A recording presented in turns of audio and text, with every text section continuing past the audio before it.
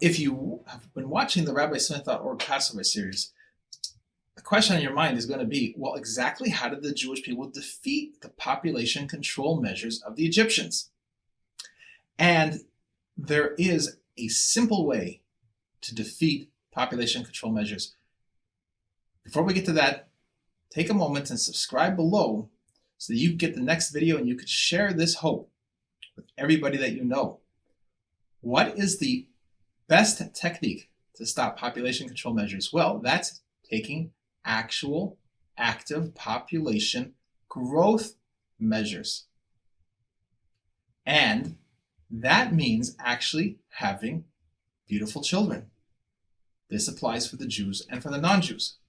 We can decry all the population control measures and the sterilization of people in third countries and all the terrible things that are going on in the massive number of abortions and family planning, they call it, and birth control being pushed on people all over the world.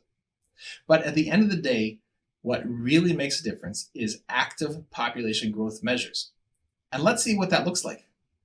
So while the Egyptians were trying to entice the Jews to assimilate, and they were successful in many, many respects, the Jewish women, however, stayed focused on the task at hand, on the real measure of building life, the real measure that is gifted to women to bring life into the world and to build families, and therefore through building families to build countries and nations and to build communities and then to build civilizations, comes from the woman and her ability to see and have the foresight and the dedication to bring children into the world.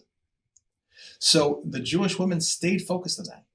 They kept focused on no matter what was going to happen, even though it seemed that in the next moment there was an Egyptian public health officer coming to, God forbid, eliminate the child that they just gave birth to, even though it required them to give birth in the fields in order to avoid the dragnet of public health. Nevertheless, they were dedicated, they were committed, and they were focused because they knew that the way to defeat population control measures is active population growth measures. And they therefore seduced their husbands. They therefore persuaded their husbands to put aside all their exhaustion and to put aside all their fears and instead to be focused on having children. And then they hid their children after they were born. It was really in the merit of the focus of the Jewish women on them not giving up the hope, on them not getting distracted by the societal mores, by them not getting beaten down by the anti-childbirth propaganda.